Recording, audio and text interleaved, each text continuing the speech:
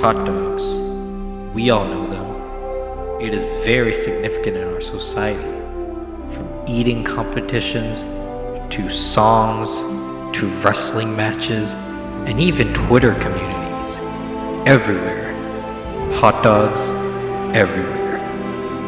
Different types of hot dogs. Corn dogs, chili dogs, pretzel dogs, even fucking bagel dogs exist.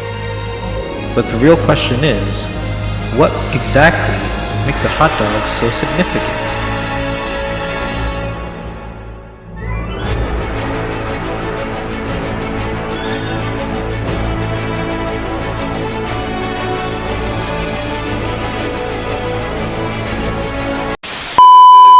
What's up everybody, welcome back to Mega Shadow. Today I am bringing you all a different type of video about a particular and important topic to our American culture. It is now July. Last month was June, Pride Month, as you all know. It's July now, which means it's National Hot Dog Month. Yay! By the time this video comes out on July 22nd, 2022, it will be National Hot Dog Day. So happy National Hot Dog Day to you all. In honor of this coincidental holiday, in this video I will be explaining the complete history of hot dogs and how they become such a worldwide phenomenon in the food industry. From internet communities to eating contests to even a man dressed in a hot dog costume wrestling. Shout out Hot Dog Starks. Hot dogs have just become so prominent in society in these last couple of years. I will be going over the complete backstory as well as the lore and what makes it stand out from other types of foods out there. So strap on your, hey, not those strap-ons you idiot. Strap on your seatbelts, get your popcorn or hot dogs, because this is going to be one hot diggity ride. Okay, stop being dirty-minded, you twats.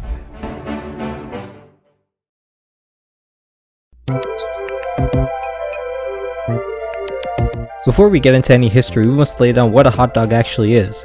A hot dog is a food consisting of a grilled or steamed sausage served in the slit of a partially sliced bun.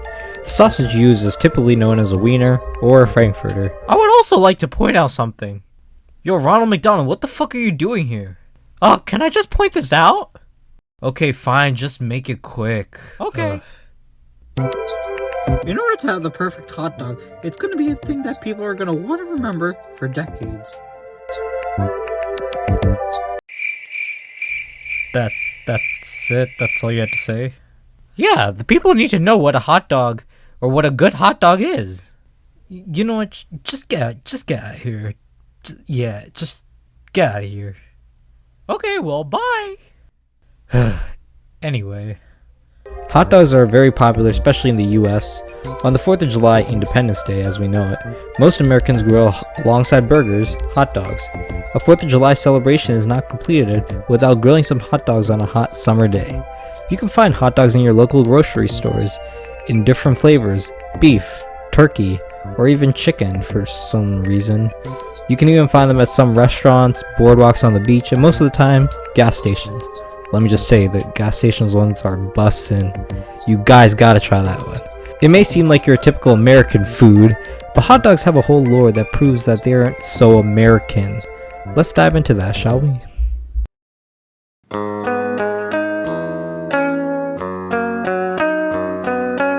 As we already stated, the quote-unquote sausage used for the hot dog was known as a wiener, or most importantly, a frankfurter. The word frankfurter originated from Frankfurt, Germany, a central German city in the state of Hesse. These sausages were known as the Frankfurt Würstchen, which has been around since the 13th century. Würstchen means little sausage in German. I mean, I have a little sausage too. So you're literally admitting to having a small penis? What? Ronald, what are you doing here? Dude, just get out of my video and go back to featuring on some songs or something. Or go back to McDonald's or wherever the fuck you were doing.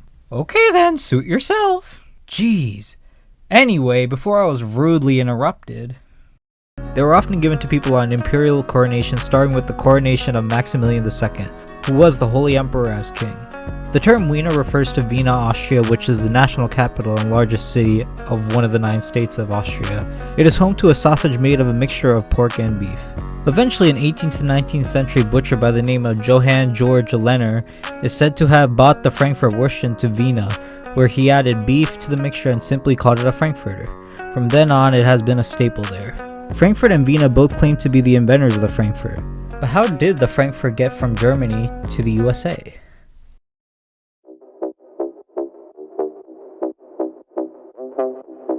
As I was researching, it seems as though there's been different types of origins of how hot dogs made its way to the US by different German immigrants. The most accurate German immigrant story I could find was Charles Feldman. Around 1870, a German immigrant by the name of Charles Feldman decided to open his very own hot dog stand on Coney Island, which is located in the borough of Brooklyn, New York. The same year, he was able to sell approximately 3,600 hot dogs. Instead of keeping the name Frankfurt, he decided to name it Difem sausages. I think that's how you pronounce it. The first baseball team started selling them at games in 1893. The first team to provide these sausages on buns at its games was the St. Louis Browns. Chris Von Die, who was the proprietor, spotted a chance to sell these goods at sporting events because they were simple to consume while eating and watching the game, and they didn't require a fork or a knife because of the sausage's long, thin design. Although the sausage buns were not a conventional size, they assisted in the development of a bun that matched the shape of the sausage in 1904 during the Louisiana Purchase Exposition. From there on, they eventually became more widespread throughout the USA. Even by 1893, it became a favorite baseball snack. There are different claims on which people popularized it though. The most accurate has to be Chris, obviously. Others say that Harry Stevens, a concessionaire of the baseball stadium of the New York Giants, is responsible for making them well known at sporting events. Either way, both these guys are pretty much legends for popularizing hot dog culture in general. I mean, I think they're legends, so... Some dispute this, however, claiming that Feldman already created a special bun in 1871 that matched the sausages.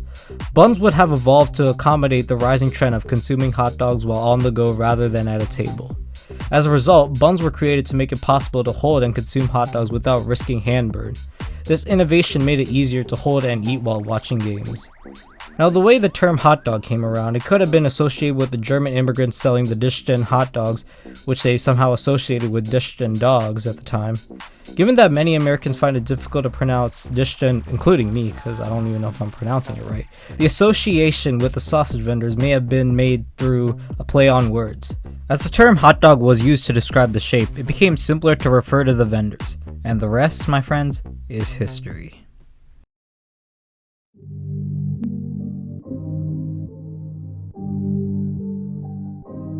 As the 1900s came around, food producers started making more hot dogs.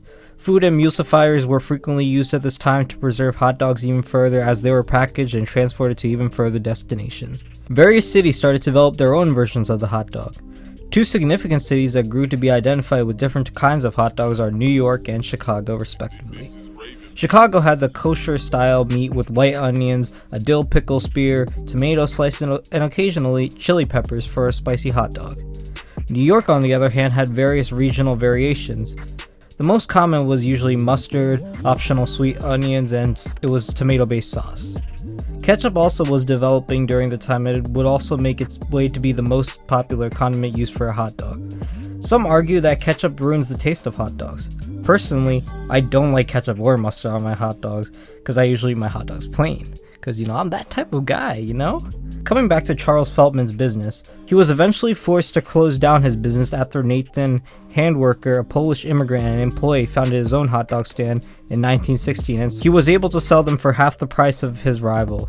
Nathan's hot dogs gained widespread recognition in the 1920s. And this, my friends, is the real origin of Nathan's famous hot dogs.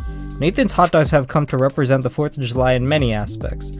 Now, every summer on the 4th of July, a hot dog eating contest takes place on Coney Island. The first match took place in 1960, the same year the hot dog stand was founded. The fame of Coney Island was framed in part by hot dogs. Hot dogs and traditional sausages started to differ significantly by the 1920s, thank God, as a result of increased food industry definitions. In essence, hot dogs are a sort of sausage that have been finer ground and emulsified. To hold the meat together, they are frequently wrapped in an artificial coating that is typically removed before food preparation. Most hot dogs are primarily of a paste of various meats such as chicken, pork, or beef. Hot dogs made its way from the east to the west and has been widespread all across American culture from then on. From this moment, this is when people started incorporating them into their 4th of July barbecues and many more events. In 1939, it even made its way onto the White House menu. There's one event in particular that somewhat contributed to its success. England's King George VI and Queen Elizabeth conducted the country's first royal visit in 1939. Eleanor opted to serve the hot dog at the picnic that Franklin D. Roosevelt and the First Lady held. The Queen inquired, "How do you eat this?" having never eaten one before. When Paul and Betty Pink built the renowned Pink's in Los Angeles, they decided to build their own hot dog stand that same year.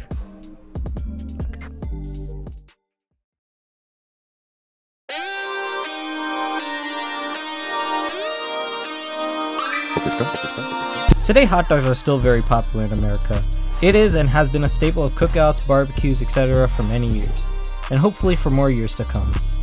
There are now different hot dog brands ranging from Nathan's, Hebrew National, Oscar Mayer, Ballpark, and many more. With social media on the rise, there are now internet fandoms of it, as well as Hot Dog Starks repping hot dogs in his wrestling matches, shout out, and most importantly, the yearly Nathan's Hot Dog Eating Contest. Recently, the hot dog eating champion Joey Chestnut consumed 63 hot dogs at this year's contest. I could talk about Joey Chestnut's whole backstory of how he got into hot dog eating, but I feel that would be good for a separate video. Hot dogs have also made its way to pop culture. Now there's just some ridiculous theories of if a hot dog is a sandwich or not. Let me just tell you guys, a hot dog is not a sandwich. Cry about it, pussies. Here's a clip of Jeff Mayweather asking Logan Paul the question. Is a hot dog a sandwich? He might know. He might not know.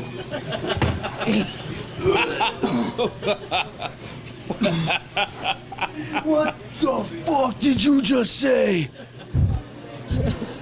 Is a hot dog a sandwich? Mickey Mouse Clubhouse has a closing theme after every episode called Hot Dog, as they were Mickey Mouse's first words dating back to the 1929 short The Carnival Kid, where he is selling hot dogs at the carnival. So I guess they decided to just make a song out of his first words from that short. Neat, yeah? There's also another theory. When you say hot dog, it's usually something that you say when you are very happy about something. So for the case of Mickey Mouse Clubhouse, they sing that after their big adventures. I myself, Megashadow, released a song about my love for hot dogs on March 19, 2021, as well as making a music video about it a year later. The song is titled Hot Dog Love. I've also made several hot dog references in some of my songs. Another song from my album Fandoms and Franks, if you haven't listened to it, you should have listened to it by now. There's a song called Hot Dog King, which is a drill beat of me rapping about me being the hot dog king, as well as hot dogs in general. And obviously there's been many more songs about hot dogs. There's a movie called Hot Dog that literally has nothing to do with hot dogs and some weird skiing sex movie, I guess. There's also Sausage Party that exists, but then again, there's a red flag with the title. The problem I see with Sausage Party is that, they don't really mention them being as hot dogs in the title. It's called Sausage Party, but they look like hot dogs anyways, but yeah, that's a whole nother video. Today's generation of kids refer to it as a glizzy. You guys remember the glizzy challenge? Hot dogs just have become sexualized in society and have been linked with being like male genitalia. It's kind of sad that people don't even know about its backstory and how it's changed the world. So I think it would be great if you guys, just share this video to anyone, any normies outside of the hot dog fandom, and just show them hot dogs have a whole back history. There are still people today that still respect hot dogs and its lore, and that's all that matters.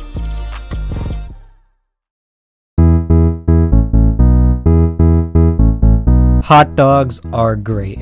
They were one of the best things to happen in the food industry, and that's a statistical fact.